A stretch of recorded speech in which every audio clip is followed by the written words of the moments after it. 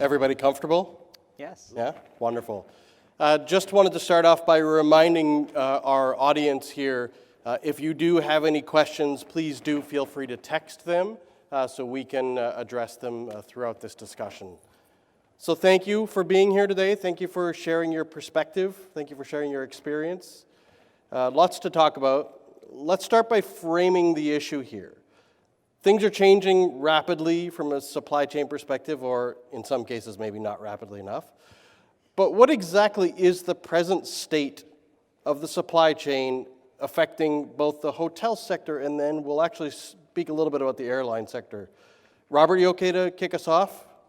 Sure. So for those of you that don't know Northland, we're a multifaceted business. We're in the hotel business, but restaurants also. We're in the mountain resort business. We're in the hockey business. We build apartment buildings. So we've been affected tremendously on all fronts in terms of supply chain. I'll save the hotel for Martin, and I'll maybe talk about some of those other areas just as a matter of interest. On the restaurant side, probably the most dramatic impact for us on time and cost.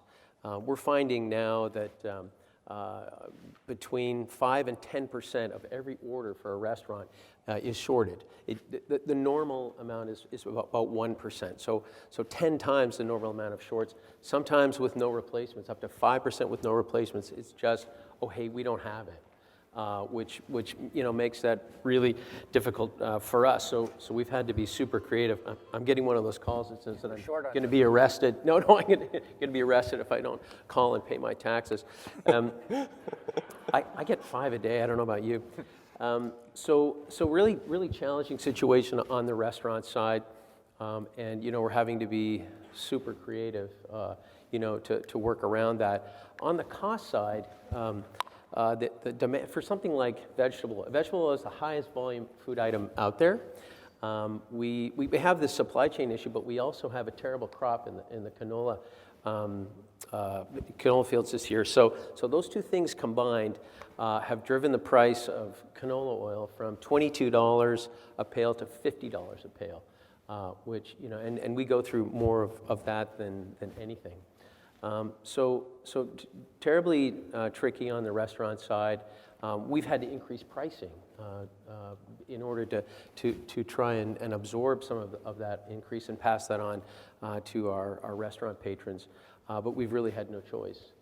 We can maybe talk a little bit more about that later. On the construction side, certain materials are very difficult to find. Steel, lumber, the price of lumber, oh my God, went from something like $400 per thousand board feet to $1,600 per thousand board feet. Very expensive, difficult to get steel. LED light bulbs, forget it. And anything coming from China, absolutely impossible. Our lead time has more than doubled. So things that used to take maybe 3 months from, this is on the construction side, so for say furniture, what used to take 3 months now takes 6 or 6.5 months.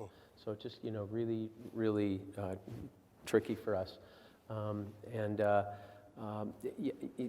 we don't know any more than you do. I mean, we're this panel of experts, but honestly, we just don't. But hopefully, we can share a few stories and commiserate with you, and maybe somebody will come up with a brilliant idea of how to manage this a little bit better. But that's sort of the picture for us. Thank you. Thanks for sharing. Martin, hotel perspective? Yeah, just picking up on first the construction development side. I mean, I think what we're seeing is that lead time, but it's also, there's these. We're dealing with one project a couple months ago, and all of a sudden there's this scramble, and we're over a year out on this project. Well, TV prices are going up 30%, I think it was July 1st. So there's a scramble, should we be buying these TVs now and warehousing them? So I think what you're seeing is this pressure on owners to make decisions, not just from a perspective of what you're buying, but when you're buying it. More operationally, though, this is happening everywhere, but I'll give you an example. We fortunately just took a management of a great little resort in Canmore, Stone Ridge Mountain Resort. Well, we want to move it more into the lifestyle space. and it was branded, so there's a lot of items that had to come out from a branding perspective. Well, I went through the list with the team, and I would say 80% of what we wanted to do was, well, we can't do that because we're not going to get this in time, or we're not going to get it in a reasonable time. Simple solution like, moving towards residential amenities in the guest rooms. Well, we can't get any brackets till February. February? We're taking over now. What are we doing? So I mean, it takes creativity. Well, maybe we don't use brackets for a while. But I think it's definitely impacting all sides of the business. I think the price increase one will come to probably in a few questions, which is going to be part of the correction too, that solves this problem. But yeah, we're definitely facing that as well, where we're noticing, hey, we got to shift off that item because the pricing's just out of whack. Thank you. Gandeepan, airline industry has been affected also by the supply chain challenges, but potentially in different ways. We've had a couple of great discussions. Set it up for us. What's the present state? What's happening right now? So let me take you a couple of steps back, right? I think WestJet went from 800 flights a day in 2019 to, at the worst of the pandemic, about 40 flights a day. 14,000 people company down to 4,000 people. That was the state of the union over the last 18 months. So people made a lot of sacrifices. Over the last couple of months, we've had a slightly different problem. Obviously, the recovery in travel has been quite sharp, much sharper than actually our US counterparts. And in all honesty, we're trying to recover about 11 years worth of flight volume in the next 6 months. Oh. That's the state of the nation for us. And as you can imagine, that has placed an incredible set of constraints across our supply chain, whether it's fuel, human capital, or even just equipment supplies for catering operations, or raw material inputs into the snacks and beverages that you see in our cabin. And so our perspective on all of this is obviously trying to minimize as much disruption as possible for our guests, because the return of travel has been a long time coming, and we're trying to make this as stress-free as possible for our guests. But it's been tough. It takes a village. Even day of operations in an airport, it takes the transport authorities, it takes airline vendors, a whole bunch of people to dance together to get it right. And I'm sure, and it's tough, all of you can attest in the last couple of months of traveling to cancel delayed flights, delayed bags, or when you get up into the cabin, you're not getting the food or beverage that you desire. So maybe what I can do is give you a broad context of how we've responded as a company, and then we can get into specific supply chain strategies. We started to see the increase in flight volume back in July, August, and very quickly the corresponding supply chain constraints as well. And our operational metrics and our guest experience metrics started to slide pretty significantly. And WestJet has this culture of whenever our brand metrics start to slide, we go into what we call incident command mode. And it's actually, I've been in the company 3 years, it's pretty fascinating to see the company go into this mode, because the entire global leadership team sort of convenes in a war room-like format where we're looking at what are operational constraints for the day, assign cross-functional problem solvers to those constraints, and then we pace those problem solvers at the pace of our watch, not the pace of the calendar. And that has been incredibly calming and focusing for the company. You leave that war room knowing exactly what your priorities are for the day, what the score is, what to focus on and what not to focus on as well. And it sort of eliminates the typical inertia and friction you see between functions when you're grasping with a crisis like this. And as a supply chain professional, I'm extremely empowered by that platform, because supply chain constraints are never framed up as hey, that's a supply chain problem, go figure it out, grind your vendors, get what we need. It's actually framed up as a collaborative problem-solving exercise with our vendors, and that's been incredibly empowering for us and for our vendors as well, and they've stuck it out through the process. Thank you. So you've all shared, to a certain extent, how this has impacted your individual organization and some of the ways that you've managed through this challenge. Let's look forward to solutions.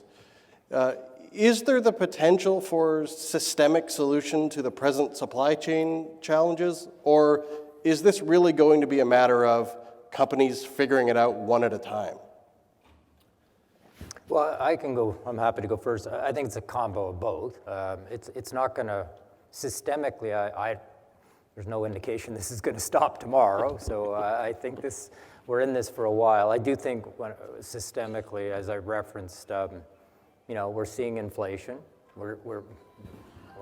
Presumably, we're seeing interest rate probably moving.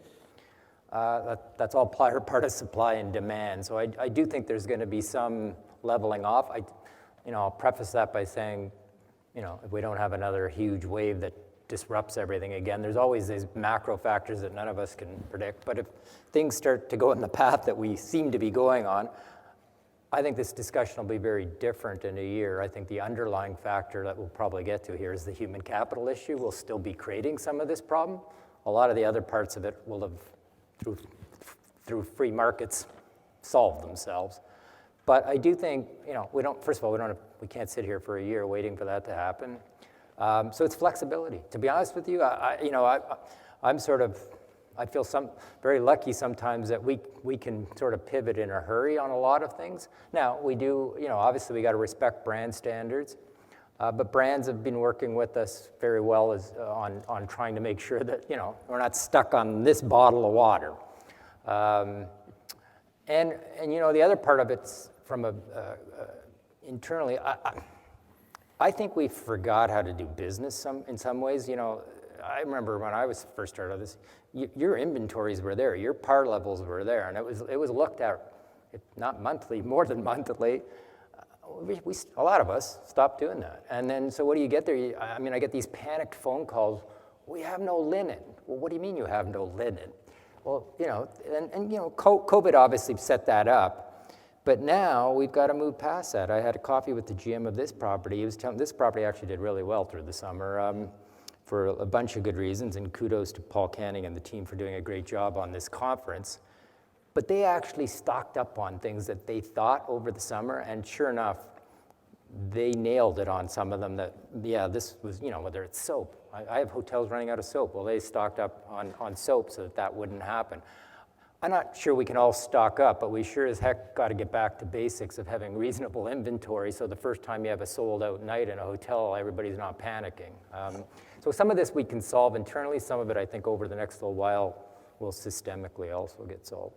Yeah, thank you. Robert? Yeah, I don't know that there's anything systemic. I think it's a good way to look at it, but I think if that's going to happen, it's going to be because distributors are taking the lead there. Because otherwise, we're just doing the best we can, for ourselves. Yeah. And I know that sounds sort of basic and selfish, but really that's it. Yeah. But I think that distributors could, if they decided, could take the lead in something like that and help us all. But we would have to work collaboratively with them in order to make that happen. So we would have to be less selfish, and we kind of are by nature, I think, right?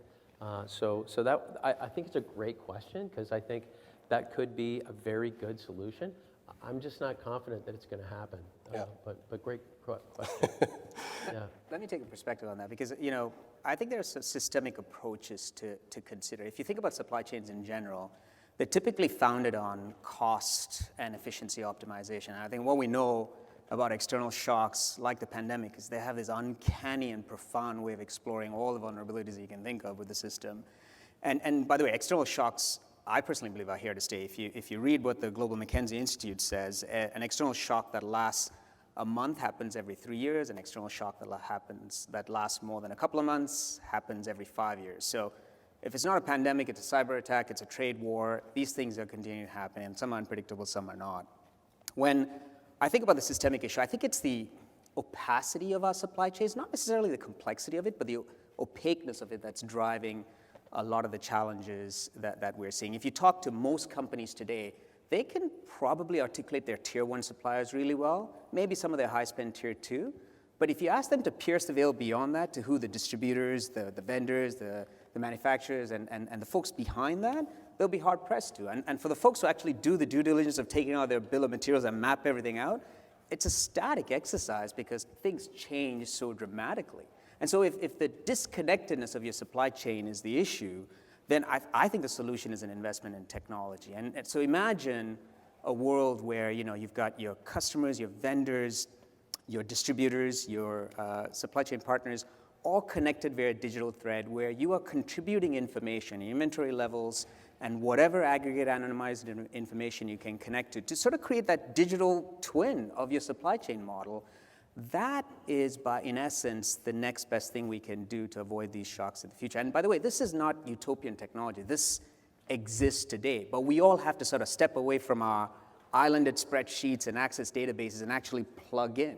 And I think the best analogy I can give you there is we all today can navigate from point A to point B in a city with our smartphones because we invest in smartphones, we carry them in our pockets, in our cars, and we're able to share anonymized data in a way that creates value for us.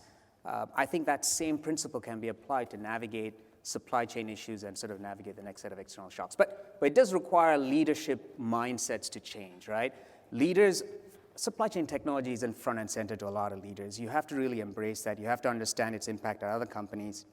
You have to benchmark how these technologies are working at these other companies. And then you have to bring that back inside your company, build business cases in compelling ways that lift that investment above all the other traditional investments that your company likes to make. So there are mindset changes and skill set changes that need to happen as well. And so to that point there, is there a digital technology solution? And I'm not talking about a specific vendor, but I'm saying, is digital technology a solution for the present state that we're in? Absolutely, yeah. I mean, on the restaurant side, for those of you that are in the business, we have perpetual inventory systems that allow us to know exactly how much of an ingredient we have, how much we sell. So through our point of sale systems, we know how much we sell. So it'll forecast how much of a certain ingredient we're going to need.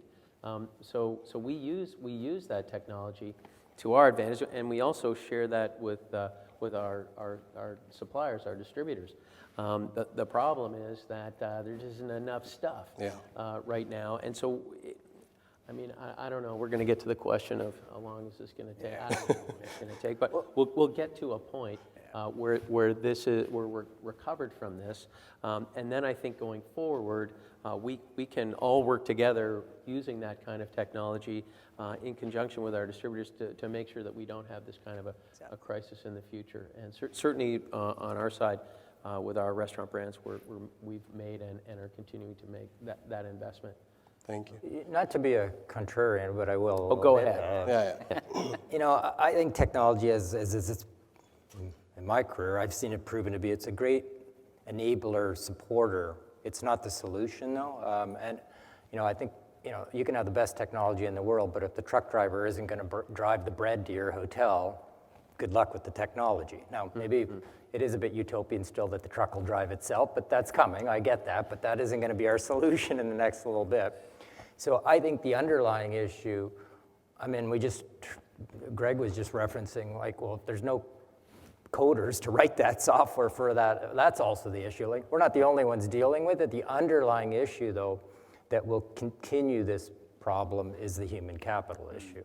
And that's, I believe in over time, that's going to be the one that we got to get our heads wrapped around. It's been like this tsunami building, particularly for this industry, forever, that we all just sort of kept ducking from, but now the tsunami's on top of us. Yeah. We'll talk about human capital in a little bit, but I just wanted to follow up on something you referenced before. How much of this is a leadership issue, and do we require a bit more adaptability within our leaders to cope with the present challenges of the supply chain? And then you mentioned it previously about the soap example.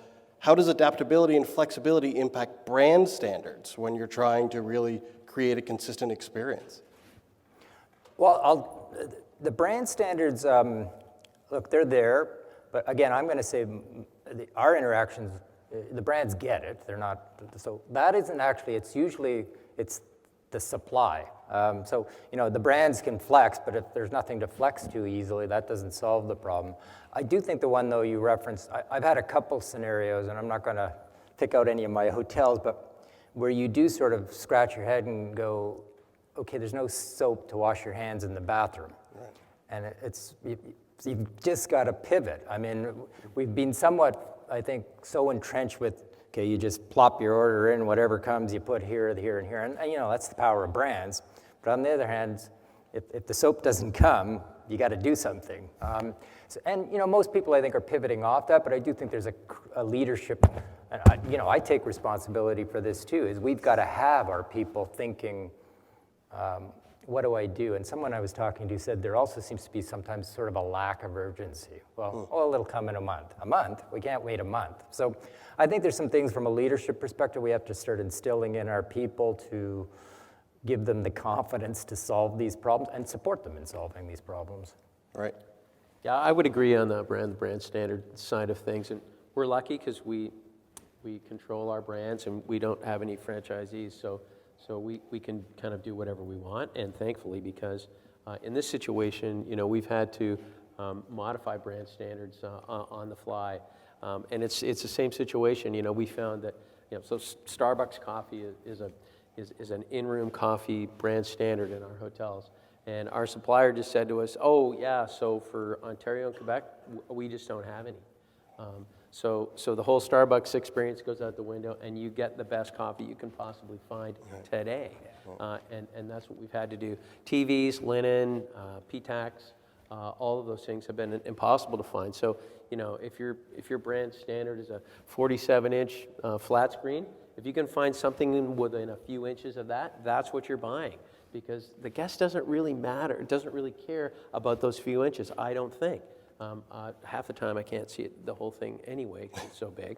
But that's what we've had to do. We've had to flex because you simply need those things, and you just have to be, I think, practical about it. So that's certainly what we've been able to do. But as I say, we're quite flexible in our situation, so we've been able to do that quite successfully. And so these are great examples of your own individual organization, and Gandip, and I'm going to ask you the next question. Inevitably, in these situations, there are individuals and organizations who find a way to cope better, maybe even get to the state where they're thriving in the present situation. Are there any standout individuals that you've worked with or any organizations that you've observed that have done better than others? And are there things that you can share with us here as examples that we could potentially learn from? And it doesn't have to specifically be about a similar business model, but just principles that have really worked and helped organizations or individuals navigate through these challenging times. It's a great question, Joe. Let me maybe answer the question in a number of different ways. First of all, there's the basics of supply chain resilience, right? So I think all of us across industries are doing these things. We're reforecasting, we're adjusting against lead times to reflect the reality of our supply chains, adjusting minimum order quantities and inventory levels. All of that is happening today.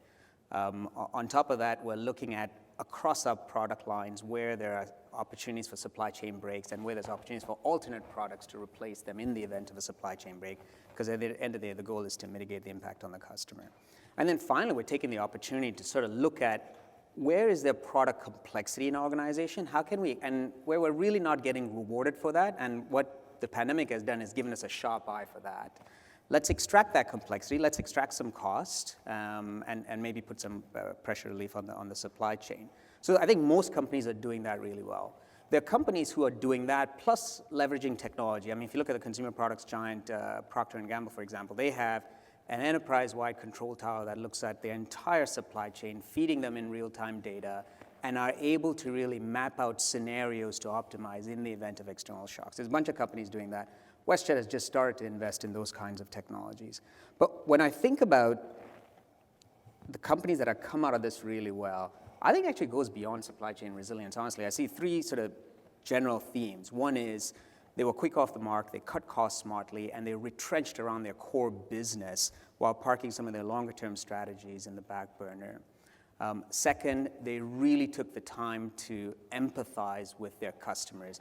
And whatever cash they had left, and by the way, side note, liquidity is absolutely crucial to come out of this crisis. Whatever cash they had, they invested it back in their customers. And the third thing is they took care of talent, right? Human capital was key. Even when you furlough people or you lay them off, it was done with empathy, it was done with an eye for how do we get them back on their feet. And for the talent that they kept in, they protected their mental health and made sure that they were kept whole. So I think, and that was all done with the lens of, listen, this is a long, dark tunnel we're in. We're going to come out of the other end, and these employees, present and future, are going to remember how these companies treated them. So that's sort of the context for how I see the really good companies coming out of this. Now, I'll leave my panelists to talk about who did well in the lodging space, but I think in our space, WestJet didn't score 100% in all those vectors, but we did well enough to stand on our feet coming out of this and explore opportunities for growth.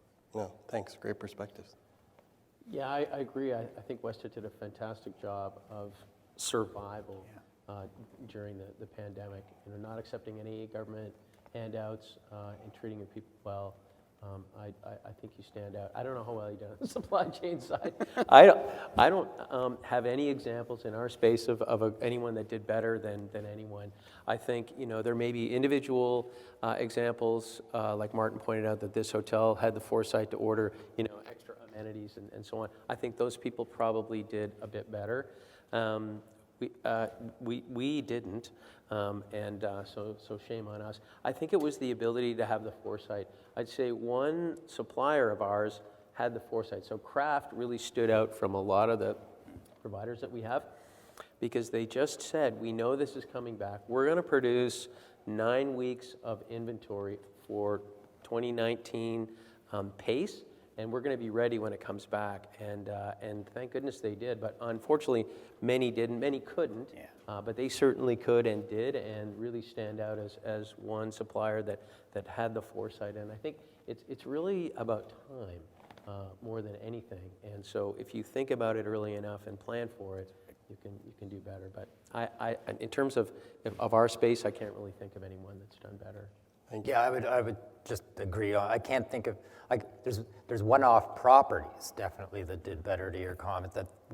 But as far as somebody in the lodging space that particularly stands out, I'm not sure I can pluck out anybody either and say that they stand out. Maybe more time will tell who did well. Let's pick on the suppliers for a minute there, Robert. Have you found in the present state that we're in, with the supply chain challenges being what they are suppliers playing fair, or are they ultimately playing favorites? Are people finding their way to negotiating access, or is it equal playing field? Yeah, so I think the reality is, and I'm not going to name any names, but the reality is suppliers are taking care of those clients who have been most loyal to them and who are most profitable for them. If there's only so much to go around, you're going to distribute it in the best way for you. I think no one will admit that, but I think that has to be the reality. So to that point, though, then and I think you touched on this earlier, doesn't it make a lot of sense for us to make sure that over time we're not just grinding the hell out of our suppliers, that we're actually taking time to develop relationships with them, to determine how it is that we can both win, and also to diversify. Yeah. Putting all your eggs in one basket, as it were, pretty risky strategy. And if you're putting it in the least expensive basket, which we've done in a lot of cases with, say, furniture suppliers from China, we're really in trouble now. And so when you think about our construction projects, they're all delayed because we can't get furniture. Because we haven't diversified our supplier list enough, and it's all coming from one place where, historically has been very good for us. We've had the quality and the price. Now we just have to wait. So I do think that distributors, suppliers do play favorites. I think they probably have to and will continue to. So you just want to make sure you're that favorite, or you're not going to get what you need. Mm. Gendeepan, airline perspective, WestJet perspective? Robert's absolutely right. I mean, you do see that happening, which is why our strategy has always been to diversify and develop the market. So without naming names, I mean, when we had an RFP going out for the bid for Uplift Catering in Vancouver International Airport, there was a Goliath in the room, the monopolist, and then there were smaller companies. We chose the smaller companies because we felt it was the best interest of the industry to develop these smaller players for the long term. And that's always been our strategy. And Robert's right, where you can afford that strategy, you better be the preferred. Right. You better be the preferred customer, especially during peak months like December. Our issue with human capital is actually not inside WestJet, it's with our ground handlers. That was a challenge we had in Calgary when we saw those delays very early on in the summer, and we just couldn't have enough ground handlers. Our vendors didn't have enough ground handlers to be able to support bringing in the aircraft and pushing it back out. And so we had to support them in building up that talent, and we're seeing that across many of our bases as well. And if we find that, there may be, some of these vendors are owned by other airlines, that's a high-risk spot for us right away because we know who they're going to go support if there's a peak issue on our hands. Yeah. And Martin, let me just ask you a question. If we invited, I don't know, Branson, Bezos, and Musk up here to have this discussion, which we did, but they weren't available, by the way. So we got picked. So thanks for stepping in. Isn't this just a matter, the supply chain challenges that we're experiencing right now, is this a matter of just putting more money against this problem? Or is this something that is larger and is going to take more time to get through? It's definitely larger. I mean, money would, for example, coming out of COVID, there wasn't a lot of cash in the bank for most people. So it's one thing for me to say this hotel stocked some things. Well, not everybody necessarily could have done that. So yeah, that'll help, but that isn't a solution. That's a temporary fix maybe. So I don't, well, I'm sure they'd have some great ideas if you had managed to get the three of them up here on stage, but I don't think money's going to solve this because that hasn't really been the root. I mean, as Robert described, you're paying twice as much for the canola oil. It doesn't matter if you're going to pay 3 times as much. You're still, you still got to get that product, and getting the product was in most cases the issue. Not, price is obviously going to be the issue, but eventually, the more core issue is I can't produce whatever it is. I can't make the beds if I don't have any sheets. I can't make the meal if I don't have the ingredients. So I don't think money necessarily was the solution to that. Now I do think it's definitely, if you're going to invest in the technology to improve the transparency of the supply chain, that is going to take some money over time. So it's part of the solution, but I don't think it's the biggest part of the solution. It's the right, I hate to keep saying it, but I'm going to go back to it. It is about the human side of this, of figuring out the go forward on this. It's about, we were talking about suppliers there. Things are localizing a little bit more again, and that allows you to have the relationships with those suppliers that disappeared over the last 15, 20 years in large part. I think you're going to see a little bit more of a focus on that again. Localize, what's my relationship with that supplier? And those are the things that will long-term probably help fix this problem.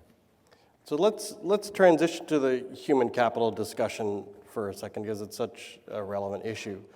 The discussions and reports of labor shortages impacting our industry were certainly present pre-pandemic and arguably more acute during the pandemic. What's the present state? Have we seen people returning back to the workforce, or are we still in that significant deficit from a skilled talent perspective? Robert?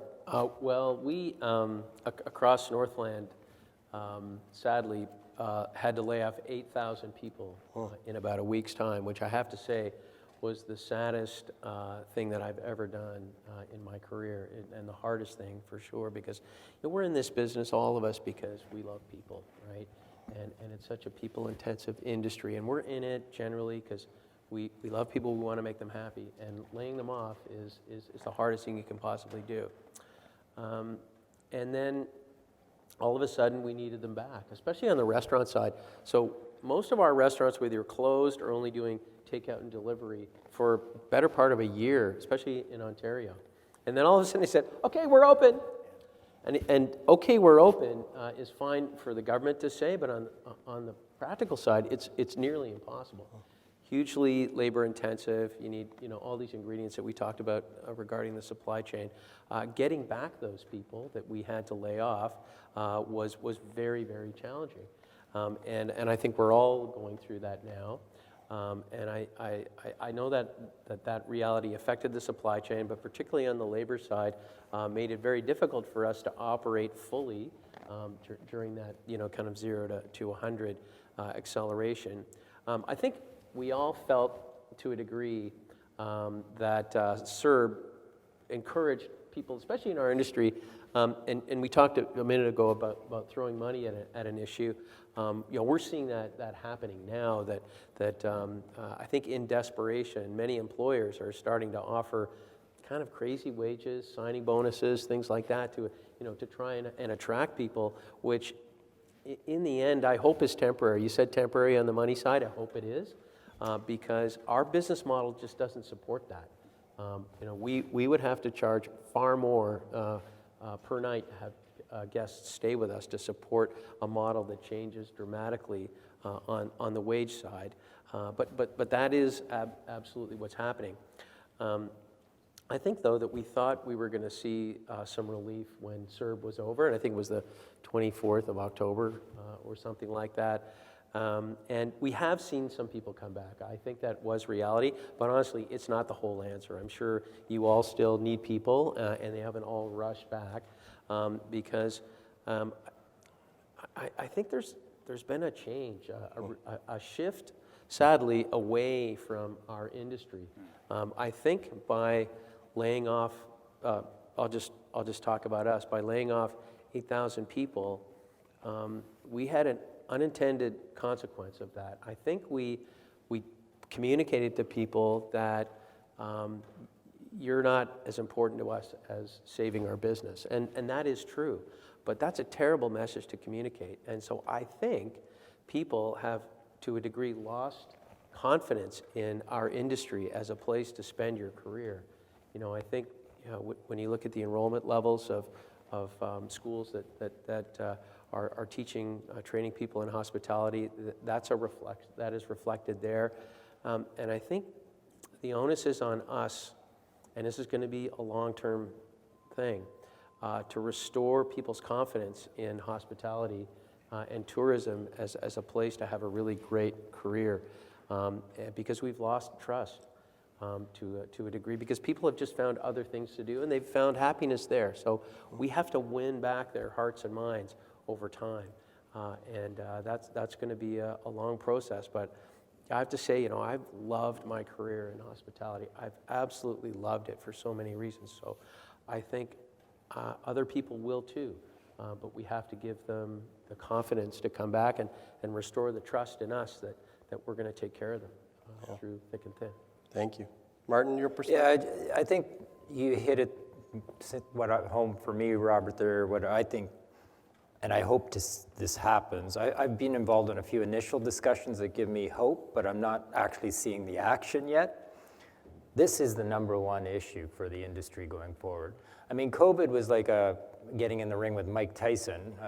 You were going to feel that punch, and we all moved together. Hotel Association did a great job. Everybody rallied around, and I think you saw that with, obviously it was a pretty awful situation to get through, but I've never seen the industry actually as cohesive around something. We better get cohesive around this human capital issue, and there's two things we better do. We need to actually change the way we do some things, I think, to attract talent, because we're not just competing against each other. Clearly, we're competing against a whole bunch of other industries that are having their own struggles. And two, we better change and work together to change the image. To your point, you've had you and I have gone back a lot. We've had great careers, but somehow I don't think that's the message that's getting relayed to the high school student coming out, that this is the career to go into. That's a long-term change, but those two fronts, if we don't coalesce around that, if that isn't, I can't think of a bigger challenge going forward. I'm worried about where this industry is going to be in a few years. We just saw I hope you're right, there's going to be double-digit growth for the next 3 years. Well, we don't even have enough people now, never mind double-digit growth for the next 3 years. So. Yeah. And I think to a certain extent, the restaurant and hotel labor challenges have been, highlighted in media, but curious about the impact on the airline industry, because just quite frankly, I don't think we've heard as much about it. So how are the labor issues affecting operations at WestJet? Maybe let me answer that with numbers first. So I said we were a 14,000 person company back in 2019, dropped down to 4,000. We've come back up to 9,000 in the last 3 months, mostly bringing back furloughed employees, flight attendants, pilots, and technical operations team members. So it's not as big of a challenge as some of the other supply chain challenges we've faced. However, having said that, our vendors are seeing incredible challenges bringing on ground handlers and other sort of support staff that surround the day of operations.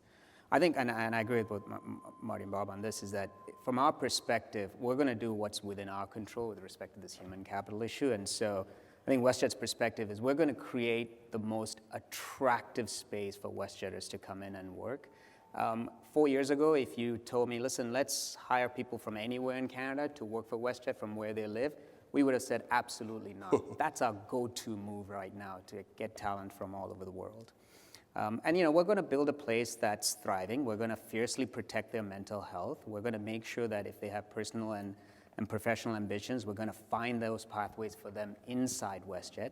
And we also find that just envisioning and executing on a really ambitious growth strategy that's that's pound your fist on the table exciting. That's the kind of stuff that leaders have control over, and that's what we're trying to do on our end to keep human capital. Great, thank you. So let's look forward to a certain extent. We're going to ask you to make some bold predictions just from your perspective, your experience, your insight, and then based on the number of texts that I'm getting, I think we at least have a couple of questions from the audience. Martin, what does the next 12 months look like? What, from both a supply chain perspective and a human capital perspective, what are we going to experience? I think the next 12 months are going to continue to be extremely challenging, but I do have a lot of faith in all the folks in this room and in the industry that we will start to sort some of these. Some of these things economically and macro will start to sort out, I think, but I also think we will start to put our arms around some of these issues, particularly as I referenced on the human capital side. I'll be surprised if we're sitting here, well, in Calgary, I guess, if we're sitting in Calgary in a year from now and we haven't seen a pretty strong movement by this industry to coalesce around this human capital issue. If we haven't, then I'll change my forecast going forward. But I believe we will. So I think we're in for a period of pretty rocky. The good news is the numbers are all going to get better, but trying to manage that is going to be rocky for the next 12 months. It's going to be a difficult path. However, I think we'll start to see some real movement on some of the solutions, and we'll be sitting here actually able to point to some real action on it, and that'll bode well for years post the next 12 months. Good thing we've all been developing our resiliency over the last couple of years. Robert, next 12 months, what are we looking at? Yeah, I think we're still in for some tough sledding. I think things are getting better. I'm feeling them getting better now. Just on the employment side, getting better. I think the supply chain issues, it depends what it is. On the food side, I surveyed our folks to see what, and everybody has a completely different opinion. The most optimistic person in our survey said 8 months, and supply chain issues will be, pretty much resolved. And 2 years was the longest. So I'm thinking maybe a year for things to come back to normal, because I think by then the backlogs in shipping, the shortage of containers, all the stuff that's going on with that. Hopefully, and I think you said it, short of another pandemic or a major crisis, I think manufacturing is going to be, back to normal levels. So I don't think we're going to be feeling these things a year from now. I liked what you said, that you didn't say it this way, but this is how I heard it, is that culture is going to be everything on the human side, and that the companies, the organizations that are able to create or enhance those cultures that people are attracted to and want to be part of are going to win. Because there's going to continue to be competition for people, and if you want them, they have to be drawn to you because of the kind of people that you are and the way that you do business and the way that you treat them. And that isn't all about money. That's really just about human things, the way that we interact, the things that we believe are important, and the way we communicate those things. That is going to separate those that are successful from those that aren't, because there will continue to be a shortage. I hope, and I think we're going to hear something from Susie, and you're right, Martin, this is the number one issue in our industry. The other stuff is short term. This is the number one issue in our industry. And if we can make some progress on that file, particularly with the federal government, on immigration programs, on temporary foreign workers, this is where I think we're going to have to find people. It's traditionally where we have. There are far too many second, third generation Canadians that just don't want to do the work that we have.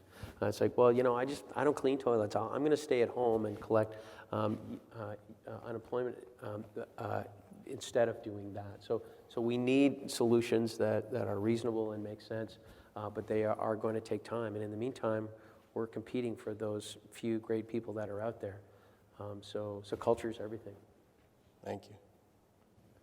Over to you. I think on our end, if I use numbers, we're about 60% of 2019 flight plan. I know we're not supposed to use 2019 as a benchmark, but it's useful just context of aviation, right? So, and we're expecting an extremely busy December, January holiday season. I think if you look over the next 12 months, we anticipate, at least in the airline sector, to come back to normal sometime at the end of 2022, early 2023. That's sort of our crystal ball.